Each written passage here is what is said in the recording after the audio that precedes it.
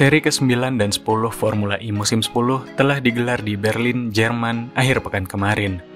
Dengan layout baru musim ini, Jaguar dan Porsche masih menunjukkan kekuatannya di sini.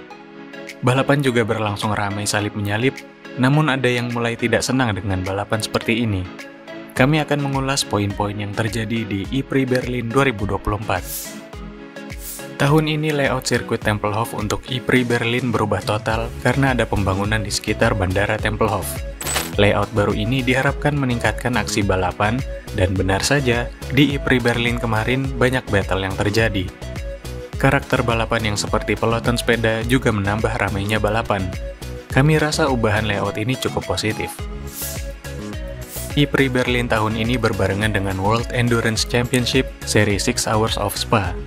Kebetulan, banyak pembalap Formula E yang juga berlaga di ajang tersebut, membuat pembalap harus memilih salah satu.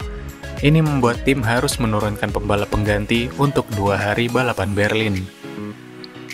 Envision Racing menurunkan pembalap F2 Paul Aron dan meminjam pembalap cadangan Jaguar Joel Eriksson. Kemudian Mahindra menurunkan Jordan King yang menggantikan Nick de Vries, dan Abt Cupra menurunkan Kelvin van der Linde untuk menggantikan Nico Müller. Yang performanya paling baik selama di Berlin adalah Joel Eriksson yang mencetak finish ke-9 di balapan hari Minggu. Wajar, karena Eriksson sudah punya pengalaman balapan di Formula E tahun 2021 lalu. Selain 4 pembalap yang disebut, ada juga Taylor Barnard yang masih menggantikan Sam Bird yang cedera. Di Berlin, Barnard berhasil finish ke-10 di hari Sabtu dan ke-8 di hari Minggu, membuatnya jadi pencetak poin termuda di Formula E.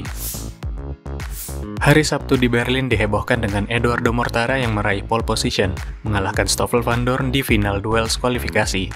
Dengan 3 poin dari pole position, ini jadi poin pertama Mahindra musim ini. Mortara juga finish ke-8 di balapan hari Sabtu. Mahindra sekarang dalam misi mengejar ketertinggalan dari ERT dan juga customer tim mereka Abt Cupra, dan progres mereka dalam tren meningkat sejak awal musim.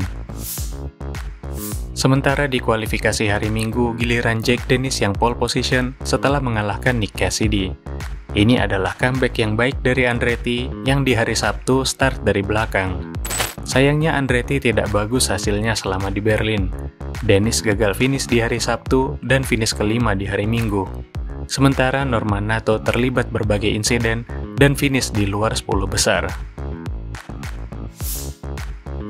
Nick Cassidy tampilkan performa memukau di Berlin. Menang di hari Sabtu dan finish kedua di hari Minggu, membuat pembalap Selandia Baru ini memiliki 7 podium dan jadi kandidat juara dunia terkuat saat ini. Sementara itu, Oliver Roland lanjutkan hasil positifnya bersama Nissan. Finish ke-6 di Monaco, Roland berhasil sapu bersih finish ke-3 di Berlin dan sudah mengantongi 6 podium musim ini. Hasil ini membuat Roland berpeluang meramaikan persaingan juara dunia.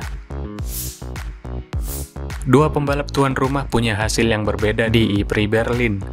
Maximilian Günther terlibat tabrakan selama di Berlin, dan pembalap Maserati ini gagal cetak poin di depan pendukungnya.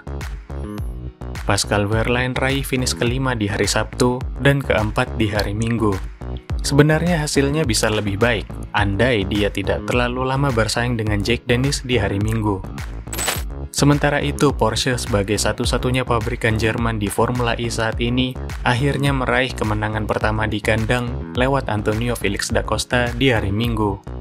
Untungnya, kemenangannya kali ini valid dan tidak seperti di E-Prix Misano bulan lalu. Jean-Eric Vergne berhasil finish kedua di E-Prix Berlin hari Sabtu, namun ia membuat komentar pedas pasca balapan. Ia mengaku membenci tipe balapan peloton sepeda yang ramai salip menyalip dan mengklaim semua pembalap sependapat dengannya. Balapan yang rapat dan banyak salip menyalip memang terlihat bagus di mata penonton, tapi pembalap yang menjalaninya dapat merasa stres karena harus menjaga mobil dari awal hingga akhir. Hasil balapan juga lebih banyak ditentukan keberuntungan ketimbang strategi dan performa mobil. Dan tipe balapan seperti ini cukup banyak musim ini. Sao Paulo, Misano, Berlin, kemudian Shanghai dan Portland diproyeksikan memiliki tipe balapan serupa. Bagaimana menurut kalian? Apakah kalian mulai bosan dengan tipe balapan peloton sepeda atau masih menikmati balapan yang ketat seperti ini? Tulis di kolom komentar.